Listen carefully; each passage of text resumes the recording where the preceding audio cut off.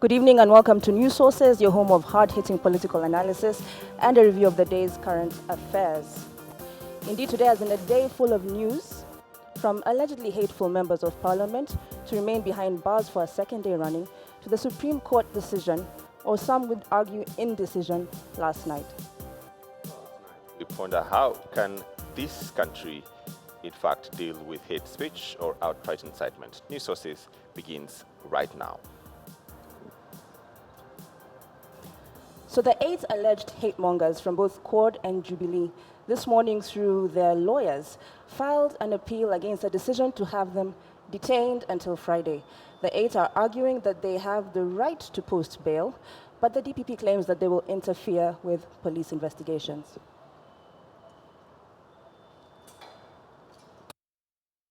We have summoned the MP for Bahati in Nakuru to appear before this commission in the course of this week. I believe it will be Thursday or Friday. And so have we also again summoned Mr. Kuria to appear again before this commission. And in the case of Mr. Kuria, we will make an attempt yet again to ask the court to cancel the bond. We have done that in the past. Unfortunately, on all occasions we have made an application to the court to cancel the bail of this particular accused. The courts have always refused to listen to us. One wonders whether the courts will wake up to reality when the whole country is burning. Well, today we're joined by Robin Toskin, sports journalist extraordinaire and resident analyst, and of course co-host James Smart. If it was up to me, guys, I would have these people locked up and throw away the key, honestly.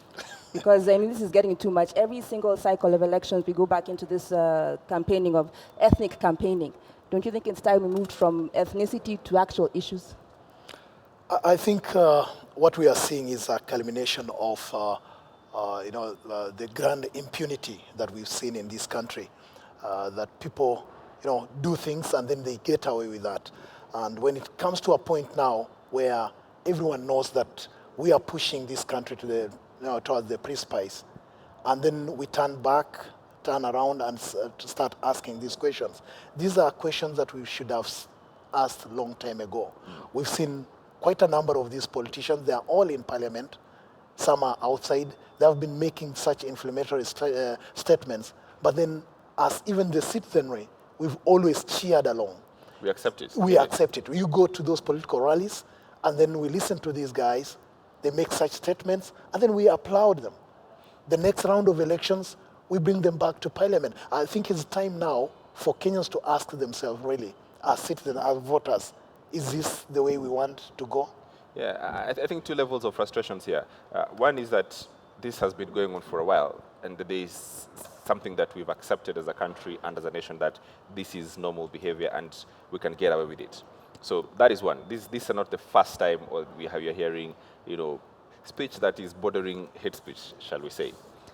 Secondly, is that this the original crime appears to be the one that we are at the moment not discussing. We are not discussing what exactly was why we're here today, the content of what the MP for Gatundu South said, which was what sparked this new round of hate speech. And so what we have now is a whole, putting together of everyone on one big bucket of hate speech, which we cannot prove, which we don't know what it is, because the level of prosecuting hate speech is so high that you cannot just, wake up in the morning, with a magic wand and deal with it. Yes. Yeah, that appears to be the problem from where I sit. And as well, it seems like the principles, if you can call them that, the president on the one hand and then Raila and the court opposition on the other hand, are not coming out strongly to condemn the actual statements. So does that mean they're complicit, or what does that mean? They are complicit because if you ask yourself about Moses Kuria, he's the MP for Gatundu South, and that is where the president comes from. So in a nutshell, we are saying that he represents the president, and yet we all know that the president holds the highest responsibility to govern this country. I would have expected, for one, that the president comes out and says, look, whatever is been adduced to Moses Kuria does not represent the sentiments of State House, does not represent the sentiments of Gatundu people. But then we've seen that silence. What does that mean? He's actually putting the whole country in a position of, guessing and saying, could it be that he also shares in the same views? And that is why in other developed nations, people always come out to say, look, those statements adduced to this person does not in any way represent. You make a very good comment. Developed nations, we are, And we keep copying them.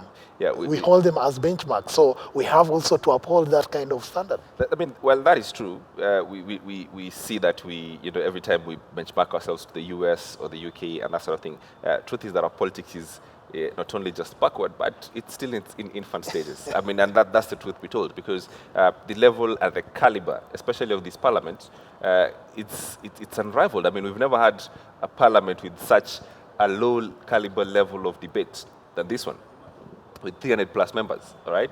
Even all the previous parliaments, we could see some of their brilliance. You could vouch for the brilliance of the parliament that has just gone by. This parliament, it's impossible for you to claim anything intellectually, rigorous or interesting out of it. I disagree, James. The Senate seems to be a bit more level-headed than the actual members of the National Assembly, if I believe that's what they're called. And is the problem truly the leadership or just the people of Kenya who seem to not be able to respond to anything other than some kind of ethnic whipping up of emotions? Toskin. Yeah, when I listen to Honorable Kaparo there, talking tough, and we all know that at some point Moses Kuria had been, he had appeared before the Commission for Cohesion. He's also appeared in court. But then what action has been taken? And that's when we began this show, I talked about impunity.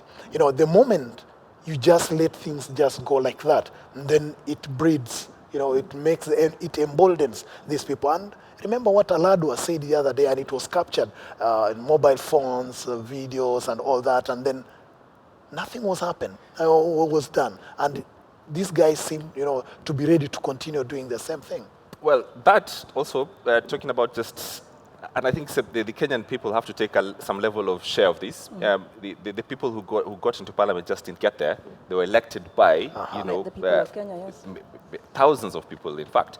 So while we're talking about the caliber of people that we put in parliament and the kind of politics that we see, and we'll want to blame them at this particular point, we should share the blame, all right? Because we put these people in office in many ways than one that we should share in the responsibility of the caliber and the kind of people that, and in some ways it says that we, in fact, share in the kind of politics that this country has in the last 3 years, or what has been offered on the table, because we put these people in office. We created a monster. Absolutely, and if you look at the comments that you see on social media of people supporting, either sides of the debate on this discussion, whether it is just hostile speech, that we cannot say it was hate speech, it is hostile, it's insult.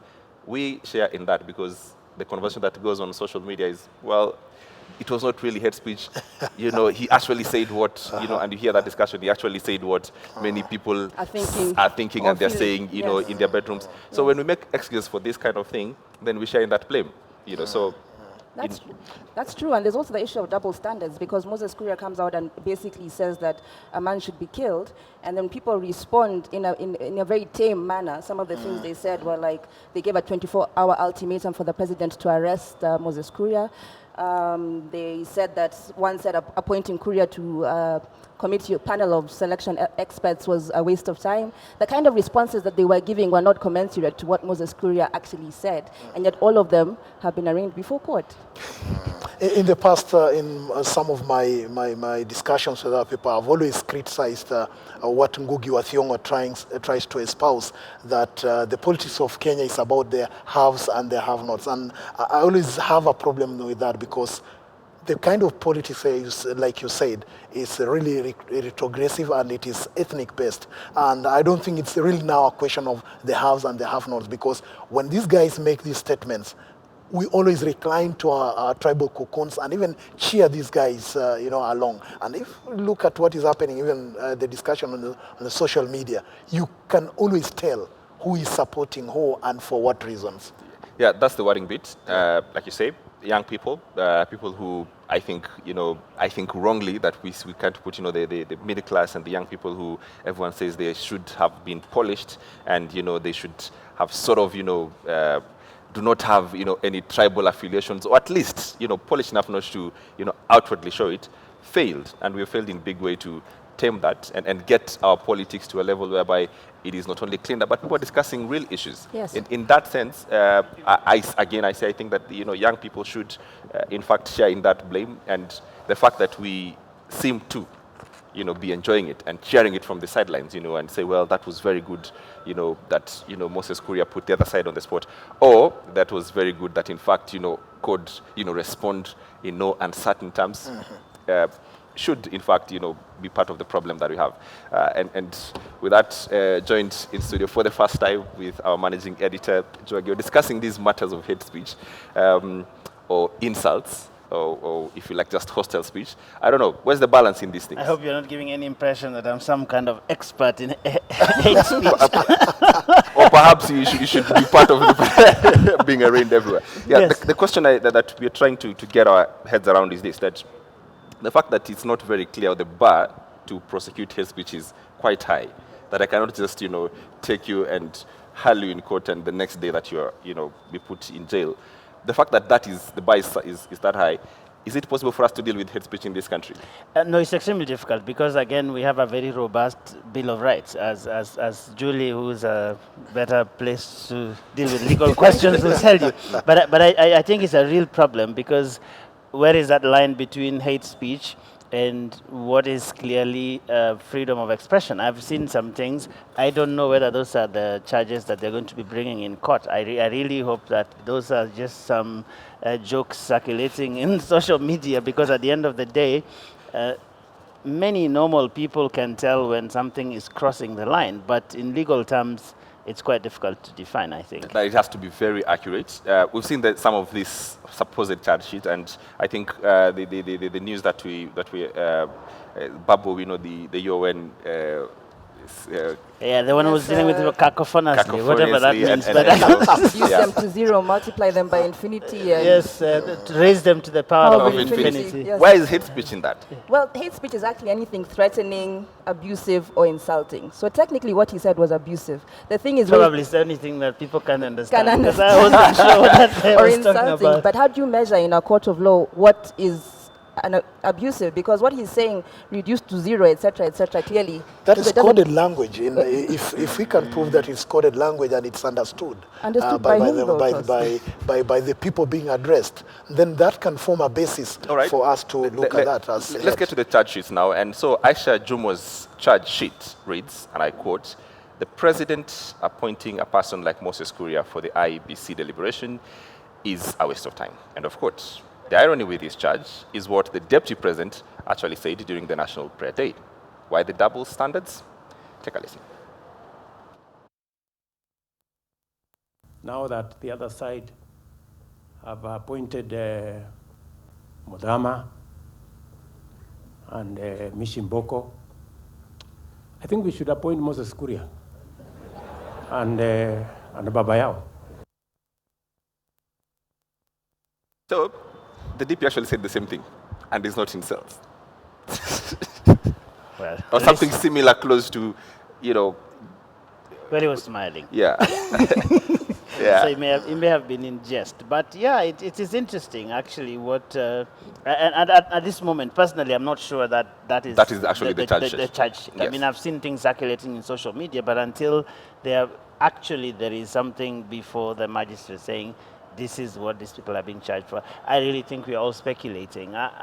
Honestly, I don't think that those people will go before some court and say, this is what we are bringing. I'm not too sure. I'll be quite surprised. The message from the DPP's office was that they actually refused those charge sheets. And it's on that import that they asked the court to give them more time so that they can actually formulate, proper charges, and do a bit much more investigation, into this. But who drafted them? I mean, just that anyone who draft them is actually the problem, it seems, with whatever it is that we try to prosecute in the country. And these are things that have been published on TV and various other places. So it should be relatively simple for them to adduce the kind of evidence they need to create like a formidable charge, don't you think, Toskin? It's actually the trend.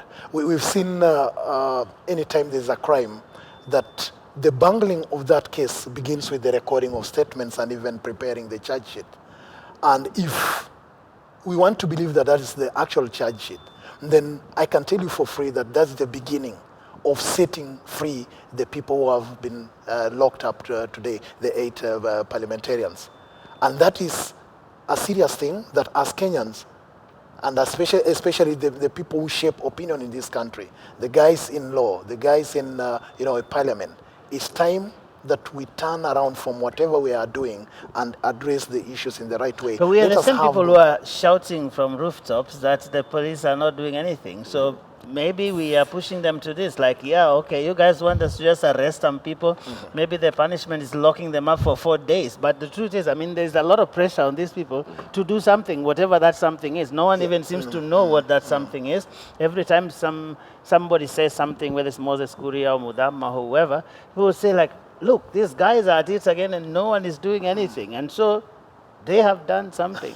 I can read the trend again that at the end of it all, if these guys were to be let out of the prison at the moment, what will happen is that they can even take again the state to court for having locked them up, illegally. Yeah. And they can use the same constitution to get a lot of money from the government. And that's why, maybe as media now, we've got to push for proper investigations before these people are taken to a court of law. Well, my problem with the whole point of media, taking over everything and governance of this country is that actually that's not our job. We have a particular job, and that job is to enlighten the people, educate them, but our job is not to govern, really. We have people who are, going into elections and they've been appointed to govern the country. Our job is to put them on the spot. I know, but at some point, I think the media becomes like a partner of the people, because the people are powerless. They don't have any platform at all. So at some point, you use your voice to kind of... Are they really powerless? In the sense that they don't have a platform every day like we do to say what it is that they really feel and push for change. The people of Egypt will actually disagree with you. But like you were saying, Joe, in terms of the police doing something, why can't they ever do the right thing, though? Because when the protests were happening and were saying they should respond with less force, they kind of ignored us, and then now we come to this situation where they've gone right across the board. But we are shouting from the rooftops. Who can blame the police for at least trying to do something? Maybe no one even knows what the right thing is to do, because here we are saying that there's hate speech, but no one seems to be able to define that hate speech. So if it is just arresting, because the police will arrest people and they've locked them up, they've done something. They've done something. Yeah, they've done now something. Someone needs to do something when else. When is the last time 8 MPs were locked up for 4 days? I mean, at least they've done something. At least something, yeah. Probably before the last election. Right. So isn't the question then the bigger question of this country has not defined what hate speech is? That we've not defined what is free speech, what is hate speech. Isn't that the bigger problem? You see, you got to understand that we were responding to something that happened in this country, and that is why a lot of things are only just coming out now as problems in the constitution that we all said in 2010 was like the greatest constitution in the world. I've had some lawyers say it's the most progressive constitution in the world. But look at what we are dealing with now. We're saying, oh, actually, there's a problem with this thing. There's a problem with our electoral system. There's a problem with hate speech, because we were saying people hated so much in the run-up to 2007, that is why we fought. And so we are saying, let's put a law in place, let's put a commission in place. And at the end of the day, we are saying, like, but wait a minute, what actually is hate speech? And we don't seem to have any idea in the world what we are doing. I remember there was a clip that was going around. I don't know if we have it in our library, where former Nairobi Mayor Aladwa was making some, alarming statements and even saying that Damu, something, alluding to Damu, has kumwagika, watu watakufa kiasi. Do you need a rocket scientist to define that? Do we really need to sit back and, ban? No, I mean, it's like saying if you found someone shooting people on the streets, whether you actually, I mean, you still need to prove in court that and produce the evidence. You can't say, oh yeah, we found this guy doing it on the streets. It's never that easy. Yeah, again, coming back to 2008, there was actually a clip of a policeman seen shooting, someone. And we had to go to a court of law, and the court of law actually determined the facts, and the Constitution. So in the public mind, there's a policeman who shot up. That guy is not in jail. The Constitution and the laws of this country are meant to serve the public. That's true. We So should if it's not serving us, is there need then to have such laws? Tuskin, we're not going back to Sabah Ward Council of Elders today. We need, yeah, it's Constitution. about customary law. But It's hold- so explicit about hold, that. hold that thought, Toskin. And last night, a section of youth in Kondele area took to the streets to protest the arrest of Quad MPs over alleged hate speech. They lit bonfires along some roads in the lakeside town. The question is, why Kisumu? Guys, what is the spark that always lights up the keg in Kisumu? I think they need to style up and slow down. What's the problem? I mean, like, people have been arrested and taken to court. Why are you protesting? Are they going to be released on the streets? I really think that those guys should just... It's just passion. No, I they think should- why is that passion a level lacking? of passion Yeah, that passion. Why are they lighting bonfires in the middle of the road in the night?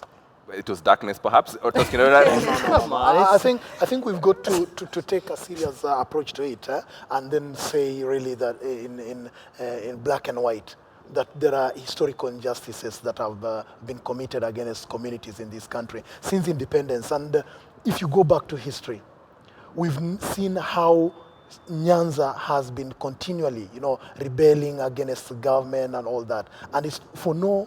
You cannot say it's for no reason. I'm sure the Sabbaths will say they have also suffered some historical yes, there are injustices. historical injustices. And then, if you would allow me, the circumstances that surrounded the death of people like Arguins Kodek, Robert Ouko, and name them, quite a number of them. And then at the end of it, there's no solution. There's nothing that But there's leads to also the been arrest of these JM people. Karaoke then and Alexander Muge and even Donald Ngala, I mean, died under some circumstances that have not been explained. I mean, there have been many people, right? There have been many. There have been many. But then look at Nyanza.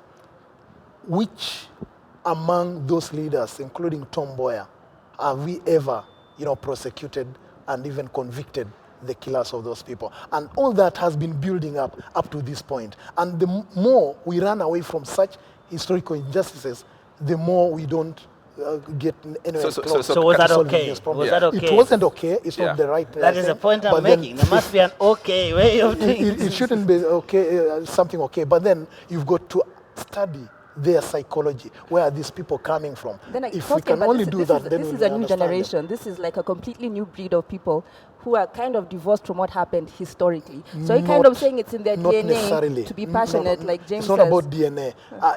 There are stories that are always passed by word of mouth. Stories always told by the fireplace and all that. And you cannot dismiss that. You cannot try to put aside that and say that this is a young generation that should... So they don't know the history. Actually, I mean, They- if they you have ask to me, in know, this yeah. country, the people who haven't suffered historical injustices, if they exist actually in the minority, if you talk about the Maasai, they lost their land. If you talk about people at the coast, they have grievances that have not been resolved. I mean, But literally there every have part of been the clashes. There have been clashes in Maasai land related to the loss of But land. they don't riot every time people are arrested. I mean, like now, everybody been saying like, hey, if there's hate speech, arrest somebody. And then they arrested Kuria and Ngunjiri and all these people. And And things I are didn't calm. see any riots in Gatundu South.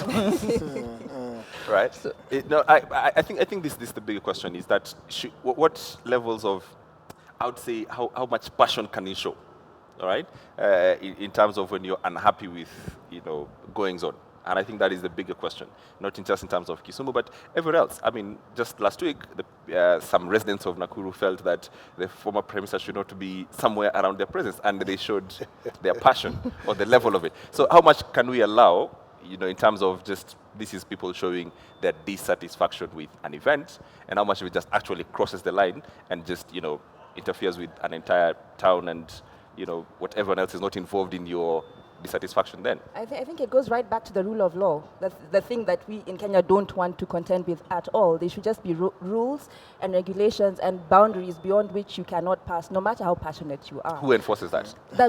We have institutions, the courts, the police, the county governments, and whatever networks they have going on there.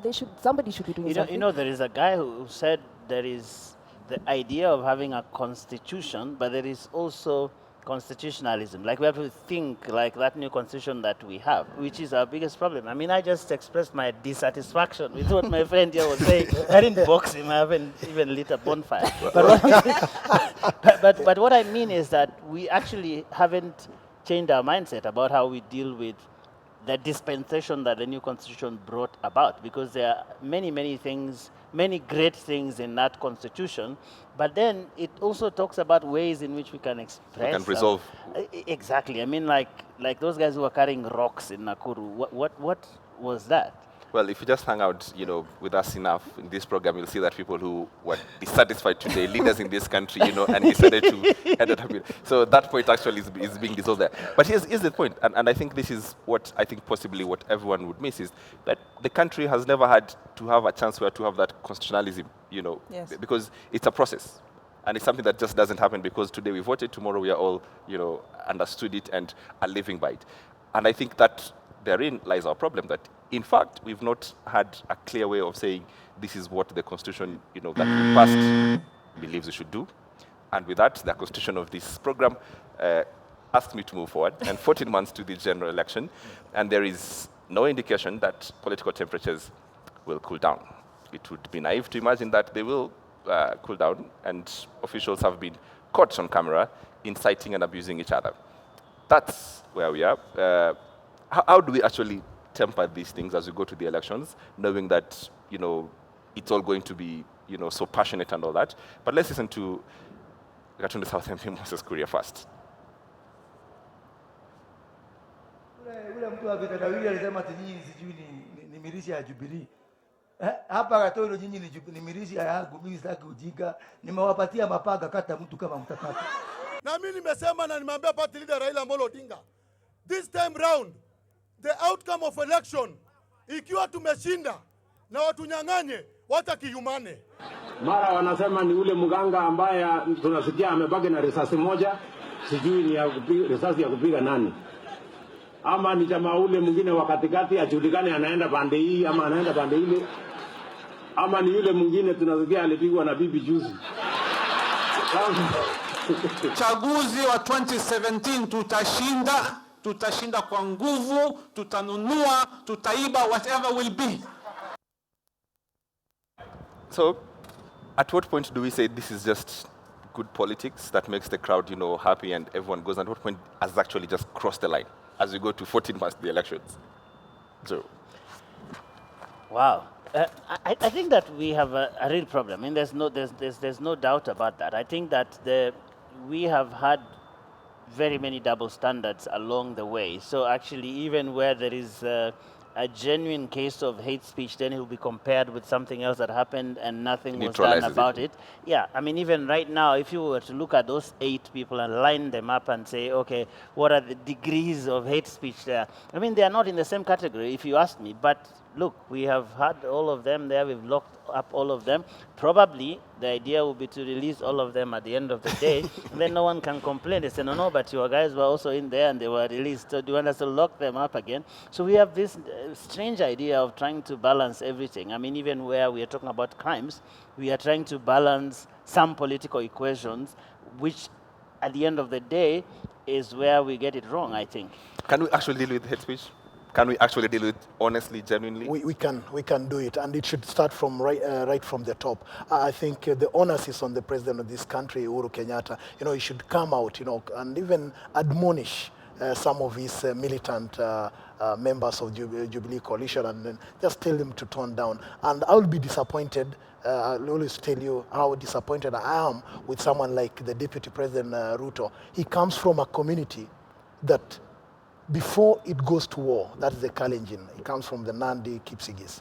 Before they go to war, they'll have to sit down, discuss the whole problem exhaustively, and if there are other mechanisms to avert war, these mechanisms will be followed.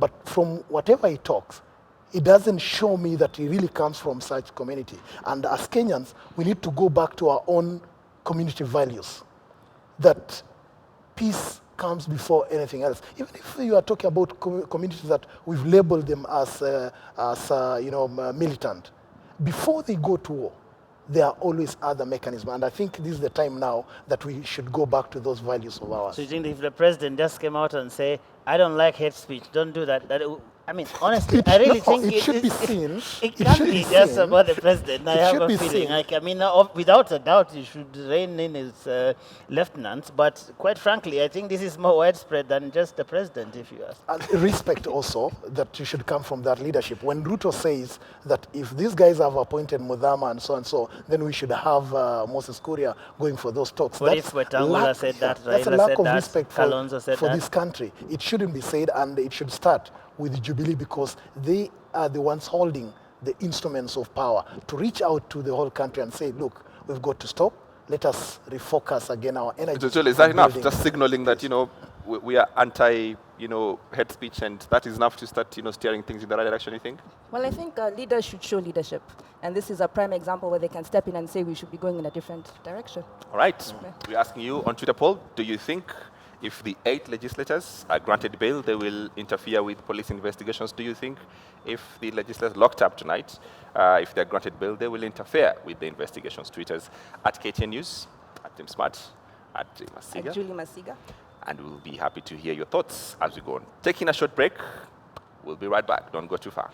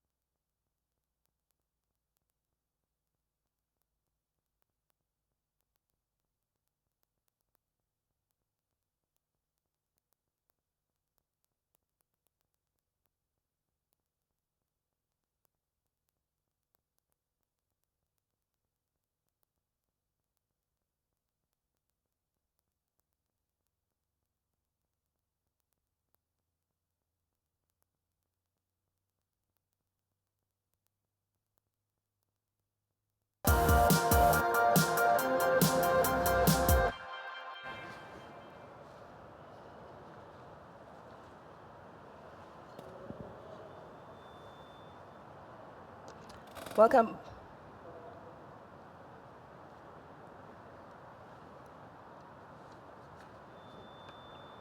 Welcome back to News Sources, your home of hard-hitting political analysis and the review of the day's current affairs. So that age-old question continues to hang over the Supreme Court. Yesterday, the Supreme Court judges handed down some sort of a masterclass in indecision. 3 judges recused themselves, effectively upholding the Court of Appeal's earlier decision. As it is, the judges will retire at the age of 70 years. All right, that's where we are. So the Supreme Court finally, handing some sort of a decision or no decision, whatever it is. What actually happened yesterday night, Joe? A long ruling that ended at 10:30, whatever time that was. But even no decision is a decision. I think it was an interesting situation where you have the Supreme Court that was in a really big crisis because up to now, I'm not sure what they decided because the guys said, well, we don't want to deal with it. And Njoki Ndung'u, what was she expected to say? I mean, she's the one who made the decision that gave rise to that entire thing in the first place anyway. So we got into a place where I'm not even sure whether we should have a Supreme Court, actually. Just kidding. I think when they voted or when they ruled 3-2 to send the 2 judges home, that is Tenoy and Rawal, but that matter really wasn't just in front of them. That was not the matter before them. Of course, from their arguments, from their close remarks and all that, they said they were withdrawing. They don't want to continue, listening to the case put forward by Rawal. So I think to that point, that matter should be rested. But it's disappointing that the learned friends will always want to take the country, round and round, and try to show the country that there is a decision, and that decision is weighty. Yet, it's very clear 70 years. Well, you say very clear, Julie. Is No, I it mean, clear as it's being presented here by Robin? Yeah. It's very. It's not clear. I mean, that is why it very has gone clear. through the court system.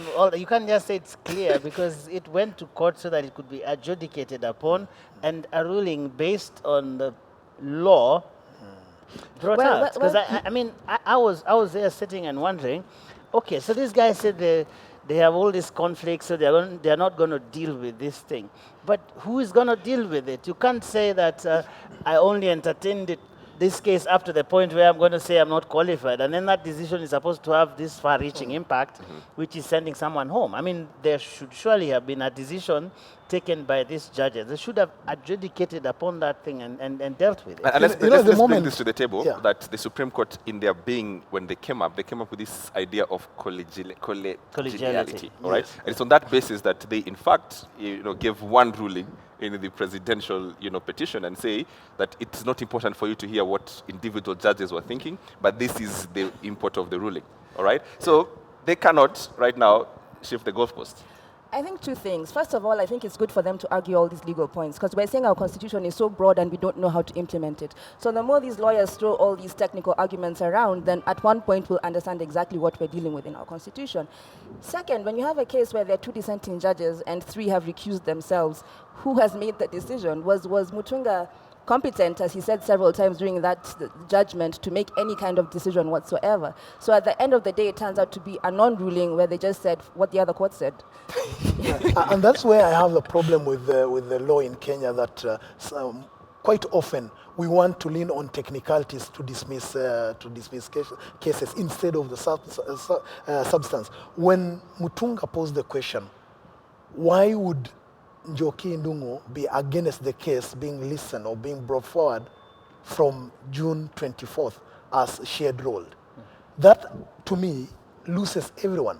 And it raises questions as to really exactly what do they want. If you wanted the case to be heard expediently, then it has been brought forward, but then you are still arguing that it should have been on June 24th. No, but there is a reason What why. is the There's a substance reason in that? why the What is court the goes through substance? those processes. For example, why is it that Njoki did not say, let's listen to this case today? Because It was from your urgent. argument, it was actually. urgent. Yeah. But normally there's a processes. process through which the other side is supposed to respond and everything. And And she those are the and she technicalities. outlined those things yesterday when she was giving her ruling. In fact, I think she delved more into the facts of law around this thing than many of those judges, because she was saying, this is the Supreme Court, for heaven's sake, we need to make a decision. You can't just say that, oh yeah, now this thing, we have all these conflicts and therefore we cannot rule. Yeah. Because this is a Supreme Court. Where are these people expected to go if they are unhappy? Because we assume the reason why the Constitution gives these people the right to appeal up to the highest court in the land is because no one knows whether this is right or wrong until it gets to the court and the Until a judges, decision is is- made. a decision is made. So, So there was we- no decision made. So these people might go home, as I hear the JSC already has Advertised the positions. their jobs and all that. Yeah. But at the end of the day, there is always this lingering feeling that, what if? What if? And that is where, in my view, the Supreme Court should actually come and give the country direction that, yes, we can actually make a decision even where there is a conflict. From where we sit. And in fact, from that point, is the tribunal investigating the fate of Supreme Court Judge Philip Tunoi now hangs in the balance, as it can only probe the conduct of a sitting judge. Now, this comes after the Supreme Court's decision to uphold the ruling of the Court of Appeal. So, let's just, again, another problem, being compounded on the same problem, all right? We had a judge, the Supreme Court judge, who got suspended, had to, a commission set up to investigate, the whole thing. And then somewhere in the middle of it all, he's not even a judge. So what happens? It's a hot mess. It's a right royal mess. What do we? Who knows what we're supposed to be doing? Like you were saying, Joe, the Supreme Court should be supreme. They should be able to give us legal direction as the highest court in the land. But when we're thrown into such a disarray, who do we turn to? Parliament? That might be even jumping from the frying pan right into the fire. It's hard to tell. Well, I mean, it's clear now. The continued survival of that tribunal actually depends on one and only one thing: is Philip Tunoi still a judge? And the moment he's not a judge, then I think there's a real problem there. But they can argue, Joe, just to add this, they can argue that he was a suspended judge when they were putting together the No. I commission. mean, if the real impact of what happened in court yesterday is that Tunoy and No Rawal longer are no judge. longer judges. I mean, it will be tantamount to setting up a tribunal to investigate James Smart. You're not anyone. Are you suggesting that a tribunal cannot be set up? And then There's an a reason application. why tribunals are set up. It is the security of tenure that these offices enjoy. So this guy, if he's not a judge, then there is no business of that tribunal sitting. But the grave injustice with that then is that this is a guy who has served in the judiciary for all these years, and then now he's going to go home with this thing hanging over his head without it having been resolved. And he was not given a chance to actually present his side of the story. In fact, that is why he has been fighting. I don't think that at this point he really cares about being a judge until he's 74. I think his big issue has been, can I stay long enough so that this thing can run its full course? Whatever decision is made, at least it will have been dealt with, so that people can know whether the $2 million hit the account or not. So I guess you're presuming his innocence at this point. Yeah. As for me, I think I'll have to recuse myself. And just go back to the somewhat customary law, because it's all confusing. And the faster these Just guys some Council of resolve Elders this, from Mount Kenya. because it's good to be clear. If you have a law that will always, want to take people, around in circles, then I'm not party to that. Julie, is that what's happening here? Because I think at the end of the day, Mutunga in his ruling says that, in fact, this is not the close of the matter, because I think in that moment he realizes what had happened, is that no decision had been made, Yes. and to allow, the parties, the two judges, to have their day in court, in fact. And then again, there's the application by, I think, Rawal's lawyer it was, asking for a 21-day stay, which will be resolved, I think, tomorrow morning.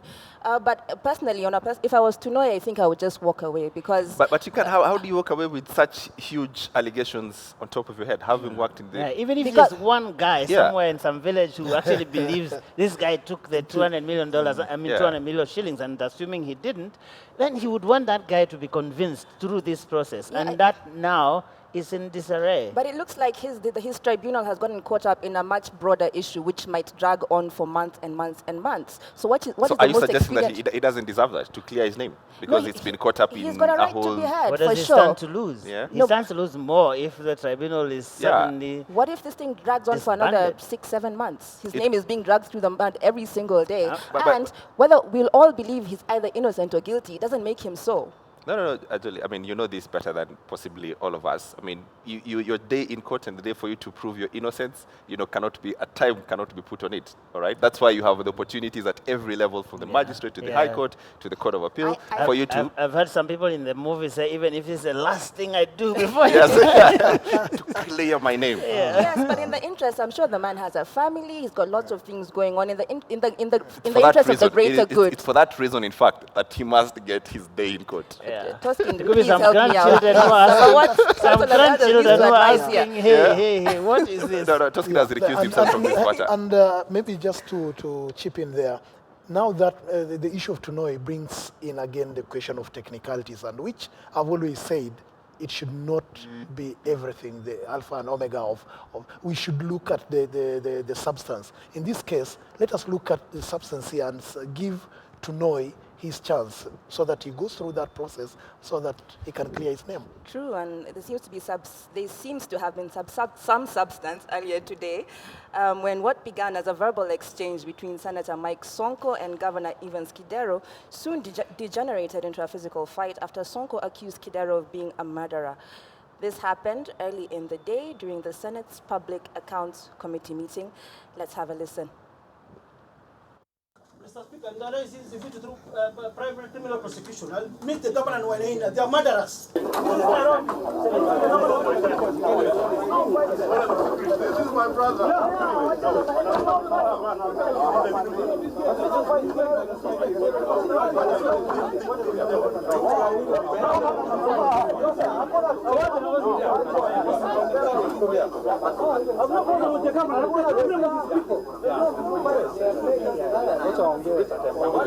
An eviction was carried by auctioneers and county goons hired by the governor.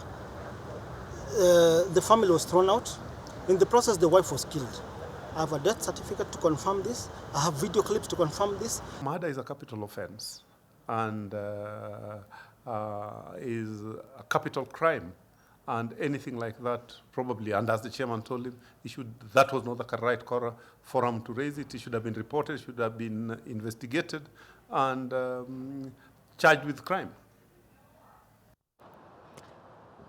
So we're finding ourselves in one mess after another. So now we've come to a battle at the Public Accounts Committee. And the thing that struck me about this clip was Kidaro's countenance and the smile on his face as he was saying, "This is my brother," and Sonko wants to punch him out. There's something wrong with this story. There's something very odd. Something wrong with this story, Smash. Are you sure you got the story right? I mean, like, here we have Sonko, who is said to have called Kidero a murderer, and he seems more angry than Kidero himself.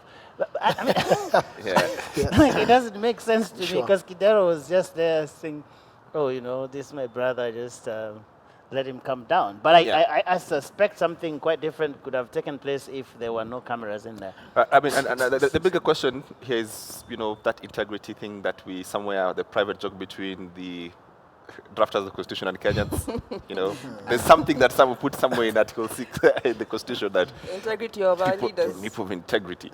They mentioned something like this somewhere. It could be wrong. And from what Joe is saying, personally, actually, I've never met that word. I don't know what it means.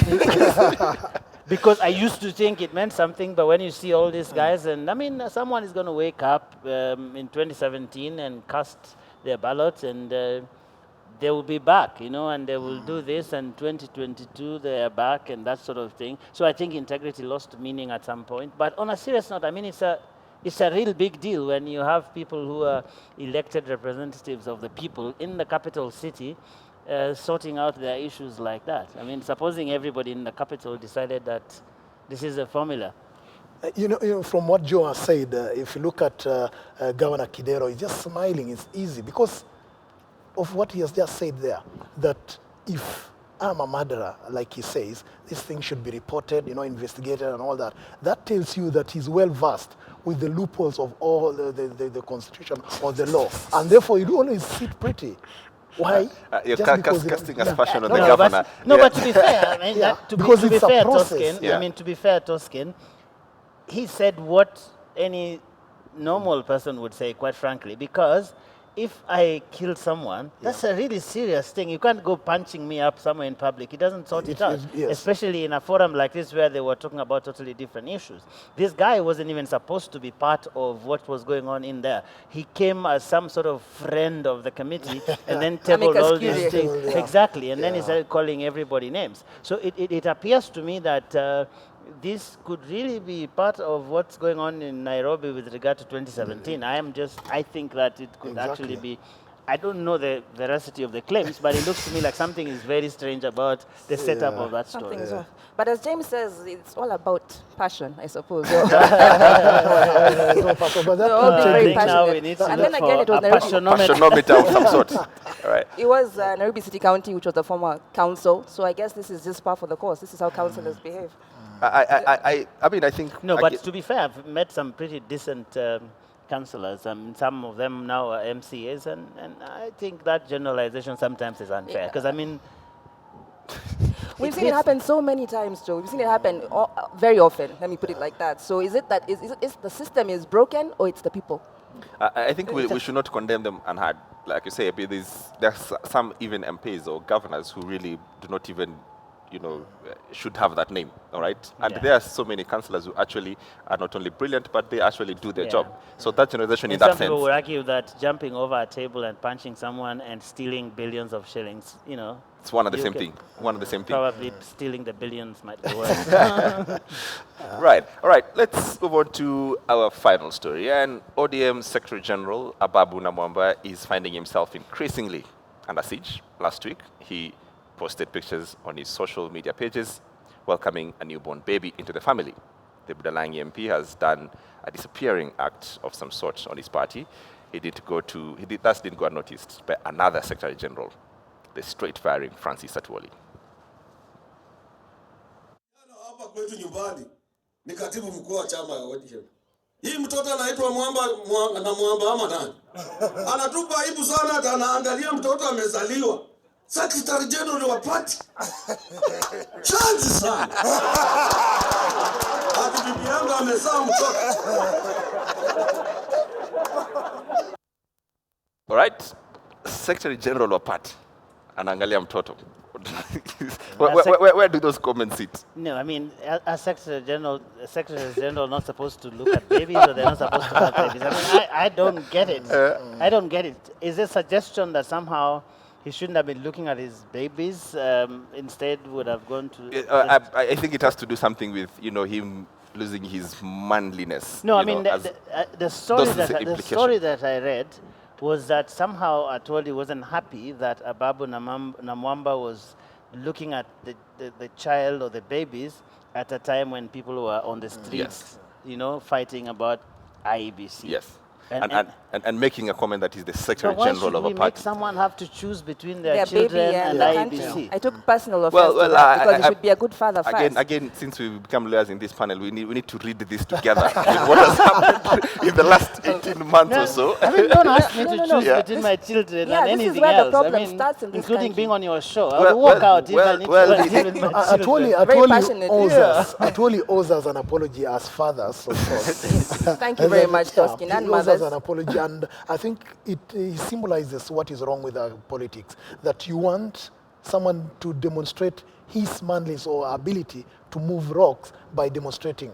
And Ababu has come out to say really that he doesn't subscribe to the kind of violence that we've seen. Well, that comment is not actually authenticated. Yeah, he was on another TV channel where he spoke about everything else other than that. That's what he said. So that is but Atwoli seems to be saying that there's something cultural about his comment. I'm still looking for someone from his village to tell me what those are. Maybe there is one around here.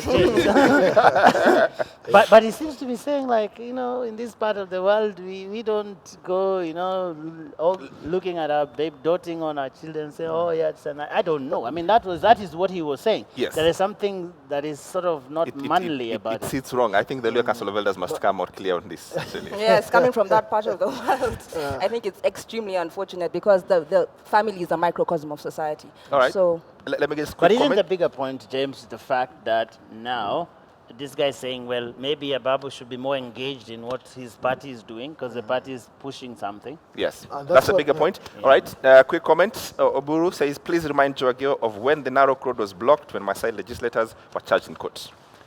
Does that make it wrong? The argument is exactly the same. They are not the only ones who are marginalized.